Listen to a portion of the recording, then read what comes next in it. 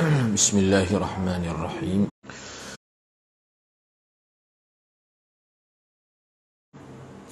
Jadi barisan para teroris tersebut telah memasukkan jarum-jarum fitnah dalam kerajaan, bahkan dalam masyarakat. Jadi hak ini berlaku mana ni? Di Kufah lah.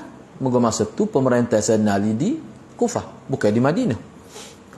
Tu. Mereka menampilkan diri sebagai pendukung Khalifah Ali. Jadi barisan teroris tersebut memasukkan jarum-jarum fitnah. Hingga akhirnya mereka menyatakan, akhir sekali mereka keluar. Mereka sendiri pun tidak terima keluar daripada kerajaan Sayyidina Ali, daripada barisan ataupun kelompok Sayyidina Ali, dengan alasan bahawa Sayyidina Ali, sebab dia suruh kepimpinannya tu kepada Muawiyah tu lah. Orang panggil majlis tahkim tu. Kalau biasa kita dengar lah lepas peperangan Siffin tu kan. Ni rengkah benar dia sebut ni. Rengkah benar dia sebut ni. Baik, kita baca dulu. Ni rengkah telajak ni dia sebut ni, sebab dia kira perkara ni makruf lah. Bahawa pokok Khawarij ni dia keluarnya siapa kat Sayyidina Ali pun jadi kafir. Sebab apa? Sebab dia kata Sayyidina Ali tidak berhukum dengan hukum Allah. Sebab apa? Sebab dia telah menyerahkan, sedangkan dia tu sebenarnya pemimpin yang sah. Muawiyah ni pemberontak. Dia sebut begitu kan. Baik. Mereka telah keluarlah, mengasingkan diri daripada barisan Khalifah Ali, dan mereka menyingkir maknanya mereka pergi berpengkalan di suatu tempat yang bernama Harura. Harura ni kalau kita tengok dalam peta lah, lebih kurang 3.2 km daripada Kufah itu. Tak jauh. Jadi jumlah mereka yang bila mereka keluar daripada kerajaan Sayyidina Ali tu, hak tentera ikutlah. Hak duduk dekat kerajaan Sayyidina Ali tak kira sebagai tentera ke sebagai, bila mereka keluar jumlah 12,000 lebih. Bukan sikit, ramai. Yang kemudian mereka tinggal di situlah, di Harura itu. Tu nama satu tempat satu tempat jarak dengan daripada Kufah tu lebih kurang kalau kira-kira batu kat 2 batu lebih lah. Kalau kira-kira meter 3.2. Tu disebut dalam dia punya kamus lah. Itulah permulaannya perkembangan puak-puak Khawarij ni sebenarnya secara terang-terangan. Anda sebut lalulah Khawarij lah maksud ni. Secara terang-terangan memisahkan diri dan keluar daripada saf para sahabat Rasulullah SAW. Jadi puak-puak dia ni sebenarnya puak tak ada serabut pun sahabat. Kalau kita baca dari tak ada serabut pun sahabat terlibat dengan puak-puak dia ni. Bahkan sahabat tu dia bermusuh dengan semua sahabat. Apa tu? Sebab sahabat Nabi ni sama ada dia terima Sayyidina Ali ataupun dia terima Muawiyah, dan dia tidak mengkafirkan lawan dia. Tu nak ayat sikap sahabat. Dia tak boleh lah. Sebab puak-puak dia ni ekstrim. Teruk dia ni. Dengan tu ada beberapa buah buku bicara tentang puak-puak dia saja. Khawarij zaman moden lagu mana. Dia baca habis. Jadi kena berhati-hatilah. Mereka proklamir itu maknanya mengisytiharkanlah. Mereka angkat, mereka tonjolkan, mereka zahirkan bahawa komando pula, ketua tentera mereka adalah Abdullah bin Wahab Ar-Rasibi, ataupun sebenarnya Ar-Rasidi tu. Ar-Rasidi. Dan imam mereka adalah Abdullah bin Qawwa Al-Yashkuri. Ni. Patah ada lagi pala-pala lain kalau tengok dalam buku-buku besar agak. Tu sebenarnya puak-puak dia ni, tak apalah kita baca sini, anda pun tengok teruk sungguh lah puak dia ni. Bila dia banyak pada waktu ni, zaman lagi sahabat ni. Sebab bila dia duduk di Kufah, bila dia duduk di Kufah tu, pusat pemerintah Sayyidina Ali, bila dia pergi tak jauh 3.2 lah kafir 2-3 kali jemaah lepas sebelum tu lagi kafir. Paruk dia punya purak menah dia. Ni kita tak jumpa lah puak-puak yang paling ekstrim. Tak ada dosa kecil, semua dosa besar. Buat dosa kafir selalu. Berat. Ni puak-puak yang terlalu ekstrim Dia sebut secara ringkas. Dia kata orang Khawarij ni buat ibadat tak boleh lawan. Memang kuat sungguh. Tetapi mereka meyakini bahawa mereka lebih berilmu daripada para sahabat. Dan ini merupakan penyakit yang sangat berbahaya. Dia kata dia lebih haling daripada anak murid Nabi. Nak kata mana lagi. Dan ini merupakan penyakit yang sangat berbahaya. Di tengah-tengah mereka tidak ada seorang pun ahli ilmu dari kalangan sahabat. Padahal para sahabat masih hidup. Ramai lagi masa tu. Sebab ni berlaku ni pada tahun 30 Hijrah lebih baru ni. Gak sahabat ni sampai 100 tahun. Oh dahsyat ya. Kita kalau ada seorang sahabat, kita habis pitih giju porok. Anak yang sahabat Nabi, anak murid Nabi, tapi dia ni duk. Ni pokok ni. Lepas tu kalau sahabat dia musuh, boleh orang lain lagu mana? Sahabat dia bermusuh. Makanya teruknya pokok dia ni. Ibnu Abbas radhiyallahu an menyebutkan, dia kata ketika orang-orang Khawarij memisahkan diri, mana mereka memencirkan diri daripada kelompok umat Islam pada waktu itu, mereka masuk ke suatu daerah, yakni Harura itulah. Waktu itu jumlah mereka 9,000. Hak mengikut Ibnu Abbas. Tadi aku sebut keseluruhannya, mungkin berlaku perkembangan itu 12,000. Baik. Mereka semua sepakat untuk memberontak kepada Amirul Mukminin Ali bin Abi Talib. Ramai yang datang kepada Ali untuk memberi peringatan. Hak mari ni hak mari ni makna orang Islam tidak Khawarij lah. Mari memberi peringatan, wahai Amirul Mukminin, sesungguhnya pokok Khawarij ni yang telah mengkafirkan Tuan dan Muawiyah ni, mereka sedang menyiapkan satu ketumbukan tentera yang besar untuk memberontak terhadap khalifah. Apa jawab Sayyidina Ali? Sayyidina Ali dikata, biarkan mereka, kerana aku tidak akan memerangi mereka hingga mereka dulu yang memerangiku, dan mereka akan mengetahui nantinya. Hak inilah ulama kata silapnya. Kalau Sayyidina Umar lepet dah bapak ni. Sebab Sayyidina Umar ni anda baca dalam pandangan pensyarah-pensyarah politik. Inilah sikapnya. Sayyidina Osman pun gini kok. Kalau Sayyidina Umar bila sudah ada dah bukti prinsip dia pergi dulu, tak ada kawal tu mari. Tu sikap Sayyidina Umar. Tapi Sayyidina Ali ni ijtihad dia, boleh nak peluang ke, wallahu alam lah. Lembut. Sayyidina Osman pun gitu juga. Bayar ke pemberontak tu sebelum hari dia hantar beberapa delegasi pergi berjumpa pemberontak.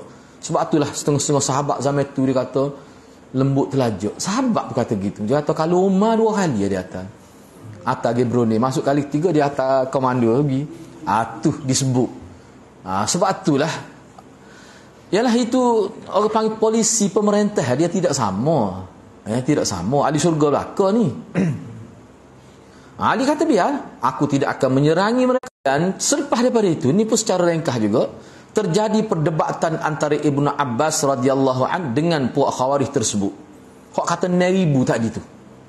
Sebab tu anda duk tengok kemungkinan 9,000 ni kelompok lain. Hak 12,000 tu kelompok lain.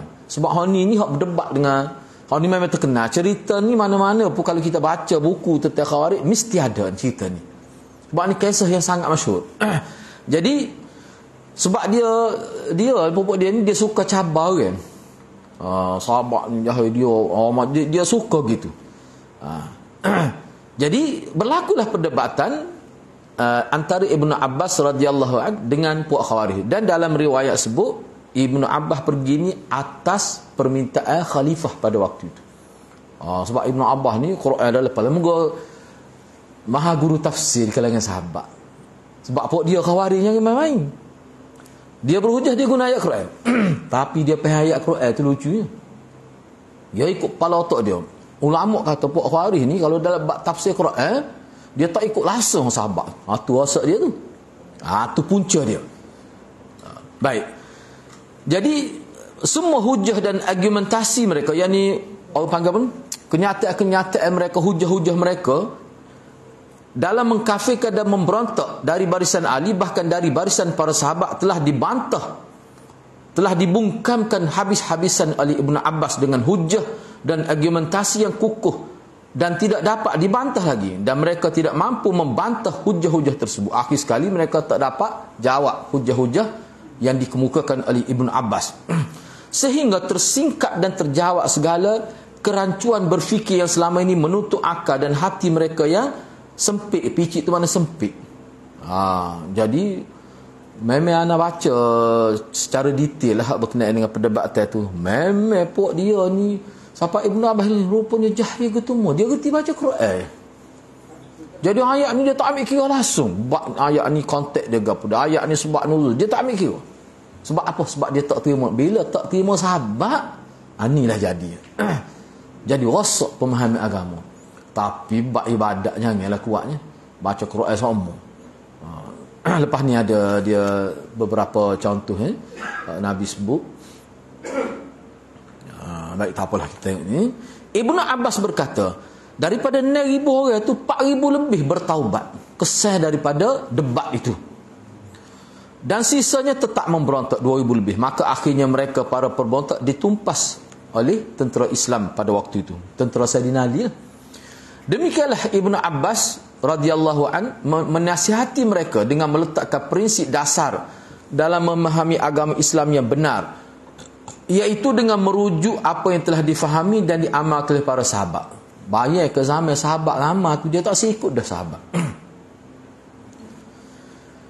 Tidak boleh seseorang memahami dan menafsirkan nas-nas Al-Quran dan As-Sunnah dengan pemahaman dan penafsiran sendiri yang keluar dan berbeza dari apa yang difahami dan diamalkan oleh para sahabat. Ini hati-hati kena ingat, ini merupakan prinsip dalam fakta agama. Oh, kalau tolak sahabat ni tak ambil kira sahabat buat lagu mana, tak ambil kira punah, jadi apa khabar dia? Bagi anaknya lah. Ni setakat anak tengok Allah cabut keberkatan itu. Itu jadi ikut nafsu. Allah tarik ke apa tu?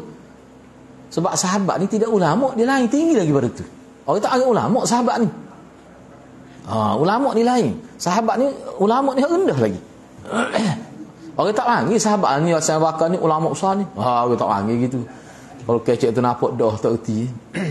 Kedudukan dia tu misalnya kita kata wali rendah daripada sahabat. Orang panggil wali. Memang begitu disebut dalam kitab. Sebab apa? Sebab sahabat-sahabat ni khusus. Orang panggil Al-Mukhtar, orang yang dipilih. Kalau Nabi Al-Mustafa, sahabat ni Al-Mukhtar. Baik. Kemudian kumpulan Khawarij yang melarikan diri membuat fitnah di mana-mana dan berusaha membangunkan kekuatan kembali untuk memberontak dan memporak-perandakan jemaah orang Islam pada waktu itu, dan mereka terus berdendam kepada khalifah orang Islam pada waktu itu. Dia ni bahasa dia itu segini. Ni 3 orang yang sebenarnya maksud dia gini, 3 orang yang menjadi target orang Khawarij untuk dia bunuh pada waktu ni. Siapa dia? Khalifah Ali bin Abi Talib, Muawiyah bin Abi Sufyan dan Amr bin As. Ni tokoh politik 3 ni. 3 ni memang dia target nak bunuh.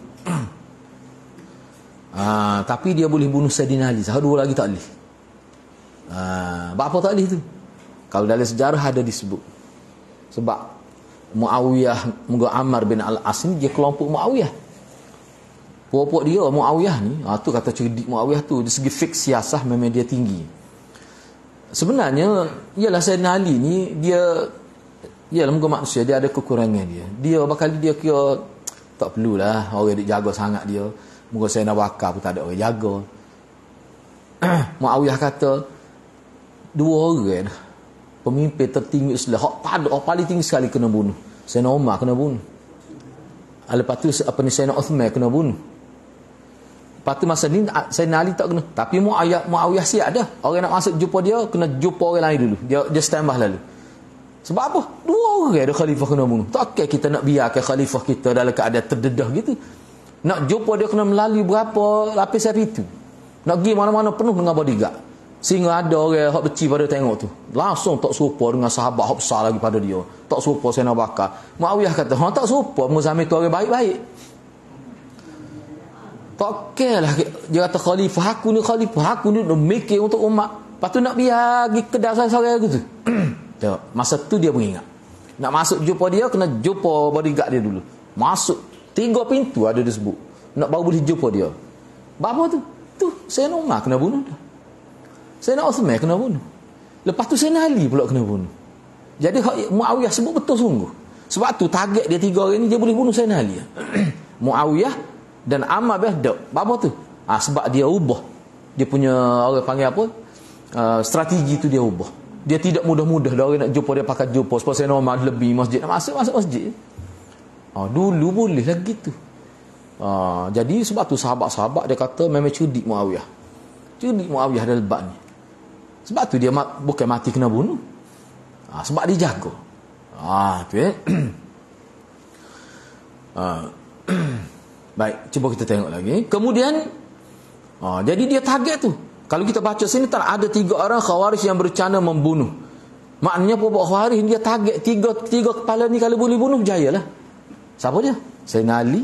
Tapi dia berjaya. Sayyidina Ali dia berjaya. Muawiyah dan Amr bin As. Amr bin As ni anak dia Abdullah tu. Hak alim sah tu. Abdullah bin Amr. Tu alim sah tu. Di kalangan sahabat hak nama Abdullah antara 4 orang dialah salah seorang. Tempat rujuk utama. Antara anak dia lah. Tapi anak dia ni tak minat politik. Dia minat ilmu. Tidak supaya dia. Ayah dia ni memang hebat. Sebab tu kalau kita baca dalam kitab, Amr bin As dia duduk satu level dengan Muawiyah dari segi kehebatan berpolitik. Baik. Kemudian Abdurrahman bin Amr yang terkenal dengan Abdurrahman bin Muljim. Muljim tu Al-Himyar Al-Kindi. Dia ni salah seorang daripada kaum Khawarij. Dan dia ni orang Parsi. Ada disebut dia ni orang Parsi. Membunuh Ali bin Abi Talib ketika salat subuh. Amirul Mukminin Ali bin Abi Talib wafat di bulan Ramadan tahun 40 Hijrah 661 Masihi. Dah saya normal pun kena bunuh hari subuh, kau tak beringat. Hak tu lah ahli sejarah kata, iyalah kita kecek ni benda berlaku dah takdir tu. Tapi nak ayatnya berkali dia kira moga orang baik-baik berlaku. Sebab saya Ali ni gini, anda baca sejarah dia. Memang dia lepas asal dia tak klik rumah. Siapa nak jumpa dia mari? Terbuka. Orang tahu. Musuh tahu sah depan ni siapa duduk. Ni kedudukan dia.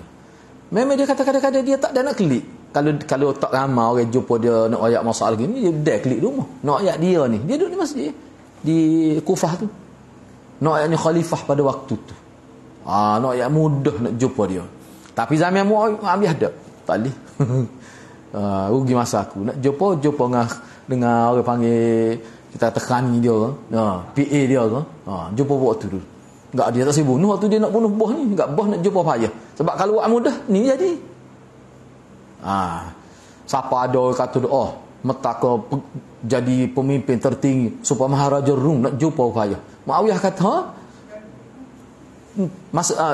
dia ada sebut lepas Sayyidina Ali kena bunuh, kata 3 dulu. Dia kata di kalangan sahabat inilah tokoh politik yang paling berjaya, Muawiyah bin Abi Sufyan. Yalah, orang politik ni banyak musuh kan. Apa tu? Sebab dasar pemerintah Muawiyah adalah dakwah. Dakwah tu. Zaman dia ni dakwah berkembang seluas-luasnya. Zaman Muawiyah. Baik.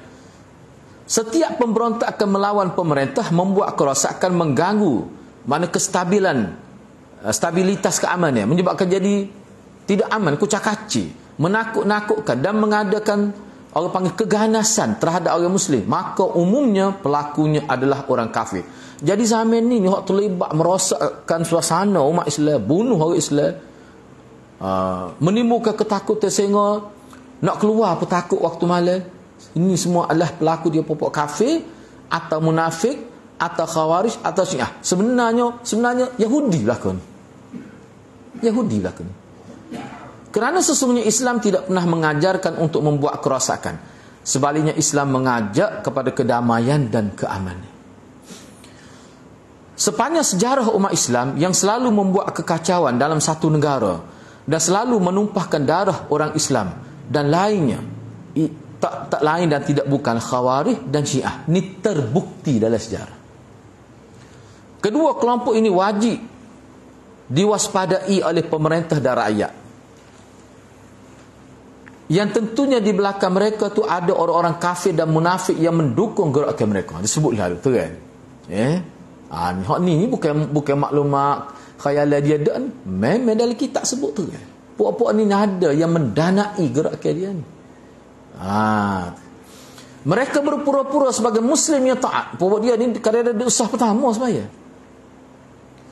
Tetapi pada hakikatnya adalah munafik. Ni lah paling bahaya. Ni paling bahaya.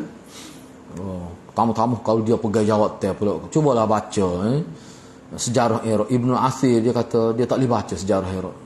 Baca menangis lalu dia kata. Iraq tu pernah menteri pertahanan dia tu Syiah. Tu mau boleh masuk dia buka jalan. Dia banyak dia bina karakter dia sebagai seorang muslim baik, orang yang hebat sehingga dilantik menjadi ketua pertahanan di Iraq. Dia buka jalan semua dalam sejarah sebut. Nama dia Malik Al-Ashtara. Tak silap ana boleh rujuk semulalah. Dia buka. Kau tak silap ana lah, boleh cek baliklah. Dia ni Syiah. Dia ni Syiah. Kalau silap boleh cek semula. Dan bila dia buka pintu tu masuk tu dalam keadaan tentera tak bersedia. Teruk. Teruk pokok Tatar itu. Ni bahayanya. Mereka berpura-pura Islam datang membawa kedamaian, kemaslahatan dan rasa aman. Islam sebagai rahmatan lil alamin. Pokok dia ni kalau dia pegang jawatan, contoh di Malaysia kita kalau ada lah pokok dia pegang jawatan penting, dia akan sabotah dalam keadaan kita tak sedar. Mana polisi yang kerajaan nak buat tu tak akan berjaya dengan ada pokok dia. Ni bahayanya pokok ni.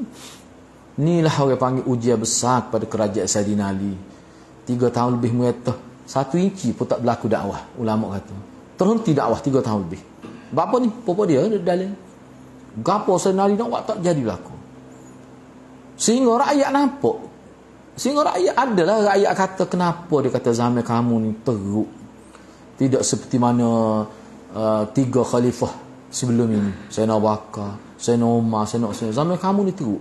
Mana perkembangan Islam terhenti. Adalah yang kata gitu. Atas muka dia kata. Sayyidina Ali kata iyalah engkau 3 khalifah tu semua rakyat dia seperti aku.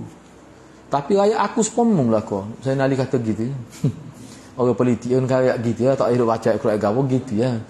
Orang duduk bawah aku ni orang lagu tu lah kau. Dalam kitab Syiah Nahjul Balaghah beberapa riwayat sebab kitab Nahjul Balaghah ni kitab sesahih Bukhari mengikut Syiah. Dia kata dia sebutlah, dia kata kenapa dia buat perbezaan di antara rakyat di Damsyik di bawah pemerintahan Muawiyah dengan rakyat di Kufah, di Iraq, di bawah pemerintahan Saidina Ali. Dia buat perbandingan dalam kitab tu. Dia kata rakyat Saidina pemerintah hak duduk di Damsyik di bawah pemerintahan Muawiyah sangat taat kepada pemerintah. Tetapi rakyat Saidina Ali ni teruk. Dan dia sebut Saidina Ali pernah buat kenyataan.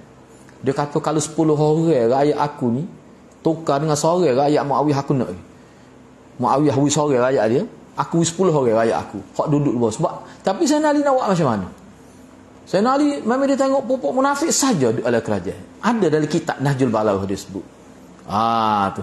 Sebab itulah Saidina Ali pernah hantar mesej dalam bentuk surat dia hantar pada Muawiyah. Dia minta Muawiyah bai'ah dia dulu, kita bergabung terus baru kita tangkap pupuk ni. 12,000 lebih kira masuk dalam pada zaman tu. Muawiyah kata dia kata tak perlu bergabung. Muawiyah biar aku pergi, dia aku turun. Aku ingat sorang-sorang. Sebab tentera Muawiyah kuat pada waktu tu. Dia ada 5 pengkala besar. Tu. Dia kata tak perlu dia kata.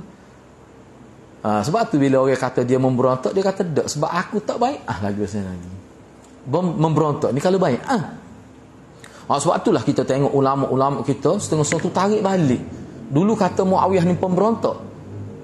Muawiyah ada sebut dari riwayat, aku bukan memberontak sebab aku tak pernah bai'ah lagi dan masyarakat Damsyik tak bai'ah lagi kepada Saidina Ali. Kami nak bai'ah setelah dihukum pembunuh Saidina Utsman. Moga tahu 12,000 tak kita tahu. Duduk tu. Tangkap dulu ni. Ijtihad Saidina Ali pula bai'ah dulu semua baru kita buat kira. Muawiyah kata tak, tangkap dulu baru kita buat kira. Tu masalah. Lepas tu dia satu level tu sama sahabat tu. Sama sahabat tu. Itulah orang panggil ijtihad politik. Ya, akhir sekali 5,000 lebih mati dalam peperangan Siffin. 5,000 lebih. Capur sahabat dengan tabi'in. Ibnu Umar jerit. Basah baju. Dia tak nak mana. Dia negeri dah jumpa orang ni, jumpa orang nasihat jangan dia kata. Jadi hak ni sebenarnya Saidina Ali dengan Muawiyah ni dalam buku yang anda baca lah ulama yang buat kajian secara Kriti dia kata sebenarnya peperangan ni berlaku ni kerana ada kelompok ketiga ni yang menghasut ni. Media pada waktu tu, bahaya media ni. Media ni bahayanya. Kadang-kadang buruk keadaan tu kerana dia lah. Sebab tu media ni hadirat.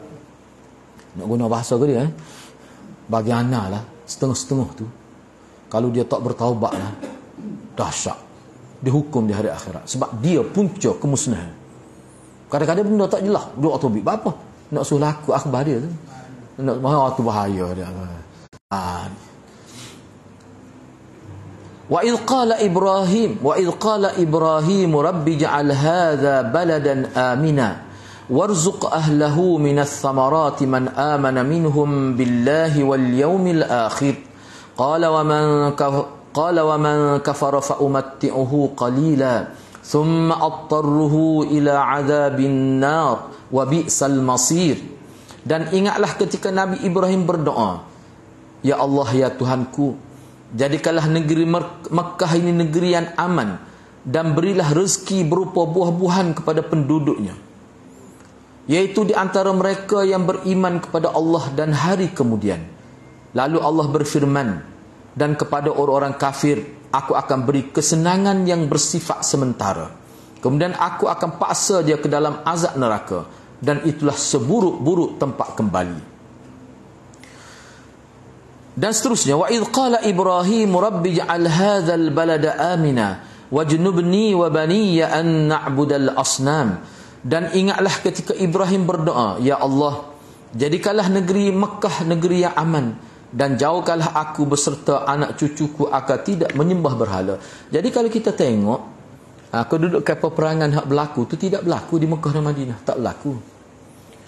Cerita kata Hajjaj telah menghalalkan Madinah beberapa hari tu, dia panggil insiden hari Khamis tu, siapa rogo beribu-ribu perempuan Madinah.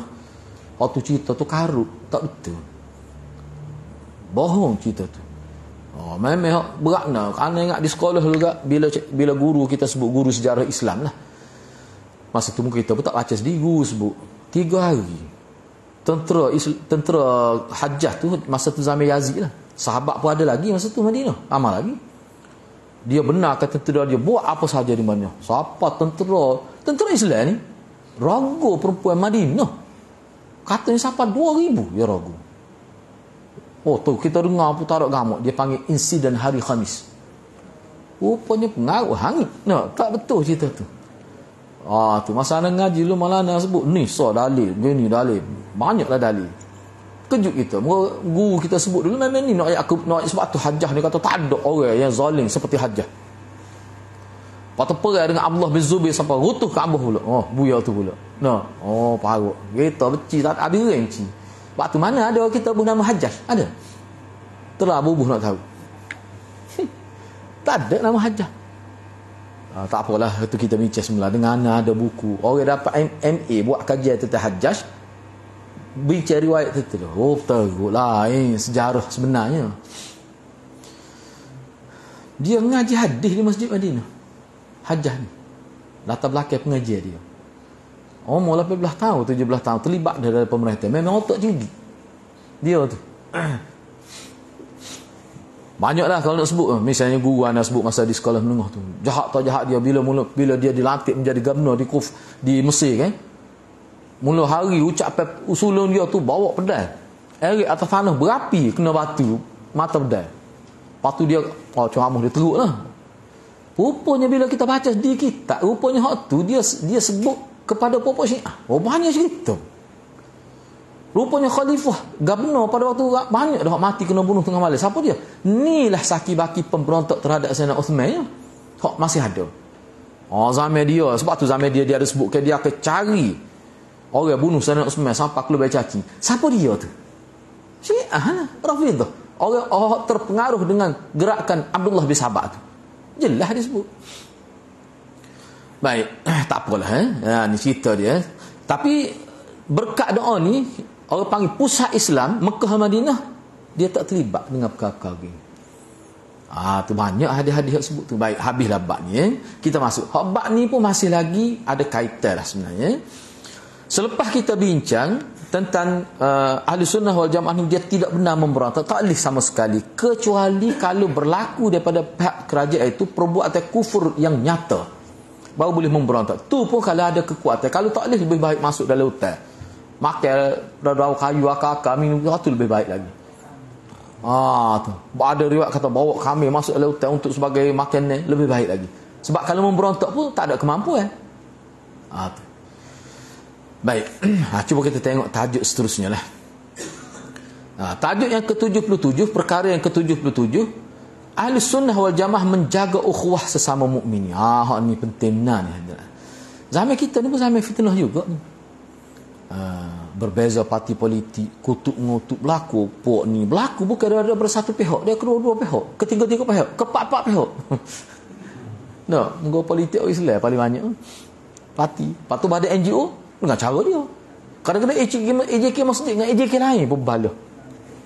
Nak ayat bui. Tu. Ni kelompok sunnah, ni kelompok sunnah juga, tapi hak ni beza pula. Berjaya molek iblis. Sikit yang beza, dia ni tidak bawa kita lalu dah.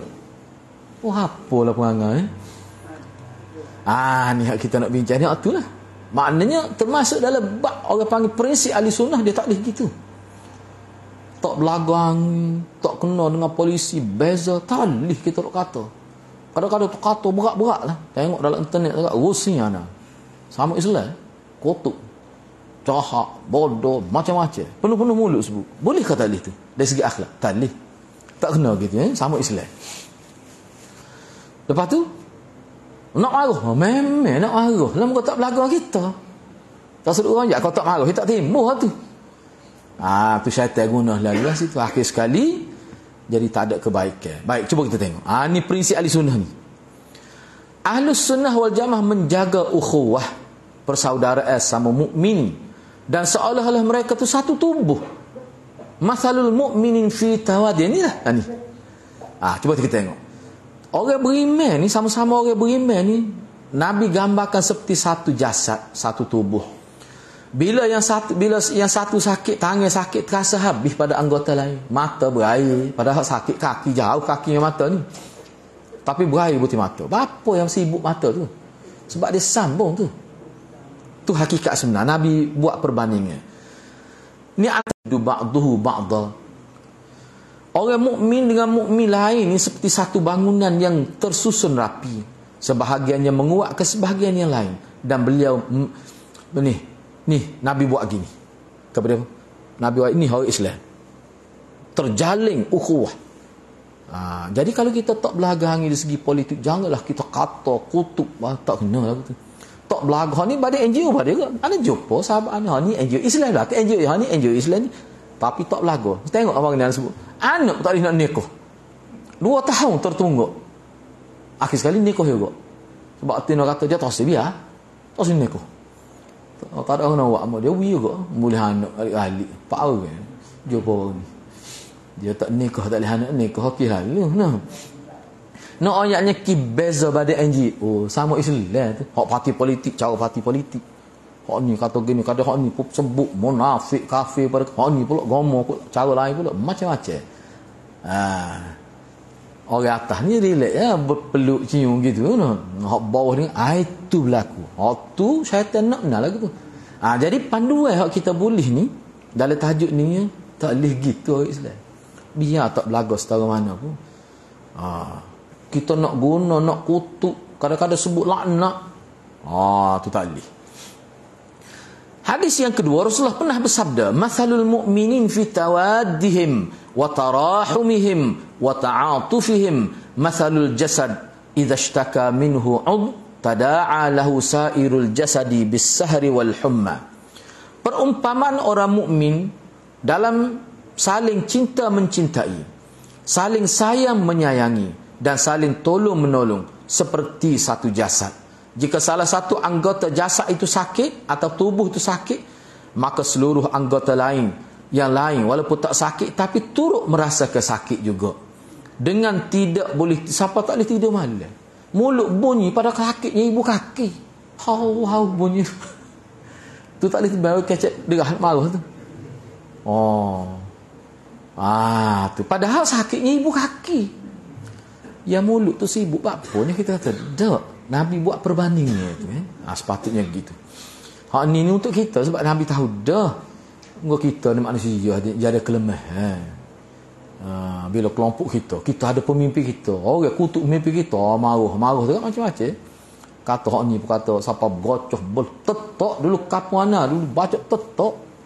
Kira dia kidera. Tetok Allah gas ngerti. Rebeh baru. Anda tengok tak lepas dah. Bawah belacan. Kita pening. Memang dia tidak berpolitik, dia main politik. Kalau berpolitik tidak begitu. Tak boleh dahsyat tu. Umat Islam tak boleh hidup tu dengan cara tu. Baik. Di antara hak-hak seorang Muslim yang wajib dipenuhi oleh saudara Muslim lainnya, apa dia? Ini prinsip ahli sunnah ni. Mana kalau kita merasakan diri kita ahli sunnah, kena jadikan ini sebagai cermin diri kita. Tak sedar cermin orang kita sendiri. Ana, patut kita semua ni. Takut ada berlaku kesilapan. Sebab kerjaan syaitan nak ke dia? Nak supaya kita balah. Makna kalau puak kita balah, berjaya syaitan. Sokolah dia. Bahkan dia naik pakak bawa dia. Hak pertama, ni sama Islam. Apa dia? Bila berjumpa kena beri salam dengan ikhlas. Tambah selagi dengan ikhlas. Kena bubuh tu ikhlas, takut beri salam pun. Beri salam depan. Patali belakang, tak ada gamuk aku. Tu. Depan molek beri salam, tak sil aku tu. Assalamualaikum nampak manis muka. Alik belakang tu kan. Nyakutuk. Cecer rapat ji. Tu kena bertambah tu. Dengar ikhlas. Bubuh sikit lagi dah. Kalau tidak tak jadi dosa. Apabila diundang, tak kiralah dalam majlis gapo, dia kena penuhi. Pergi kat kata tak barakallahu lakum walana. Kata gitu supaya Nabi pergi majlis sahabat, doa keberkatan pada majlis tu dengan ikhlas. Insya-Allah kalau kita jaga tu, payah syaitan nak ganggu hubungan ukhuwah kita.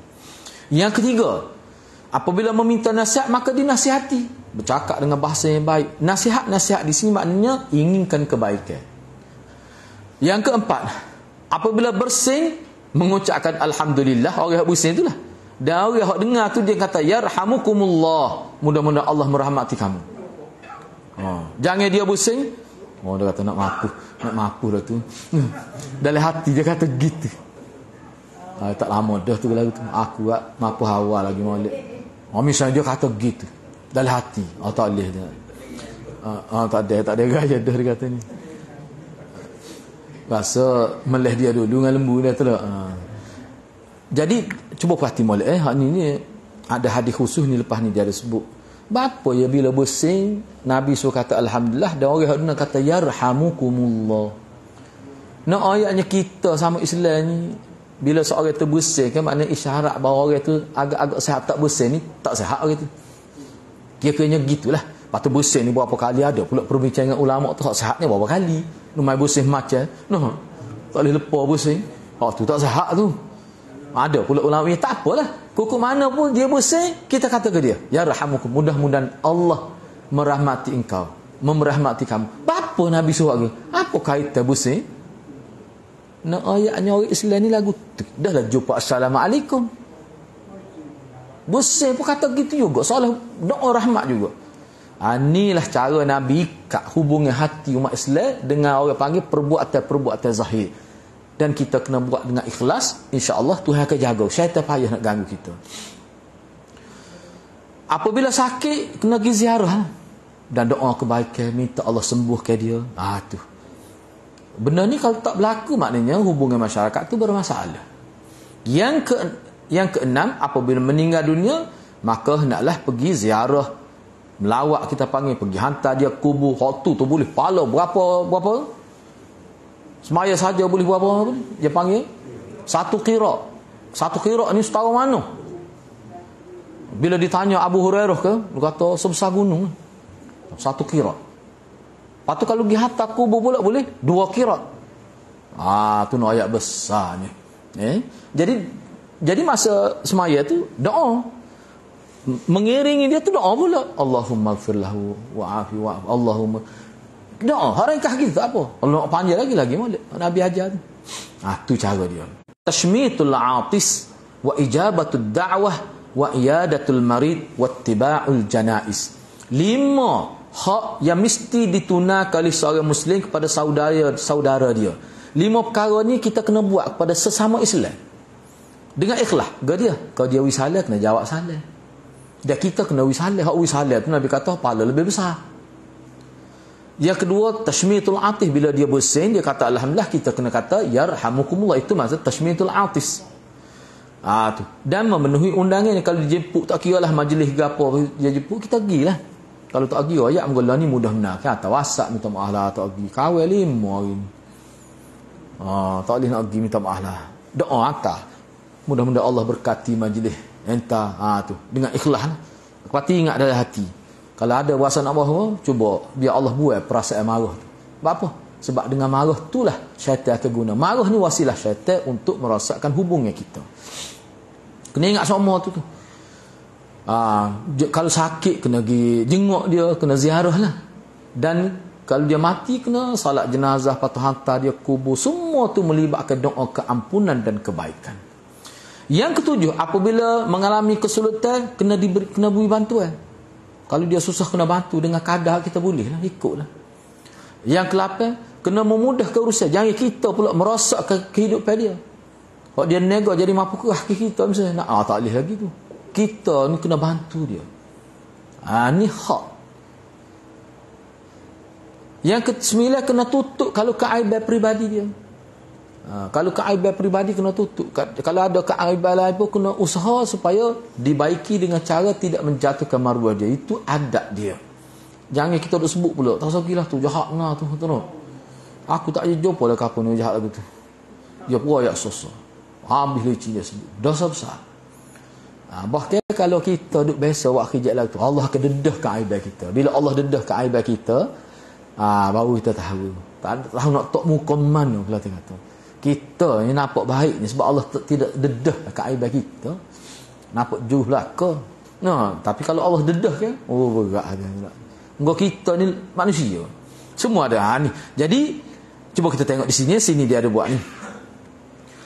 Rasulullah sallallahu alaihi wasallam bersabda, "Man naffasa an mu'min kurbatan min kurabid dunya, naffasallahu anhu kurbatan min kurabi yaumil qiyamah.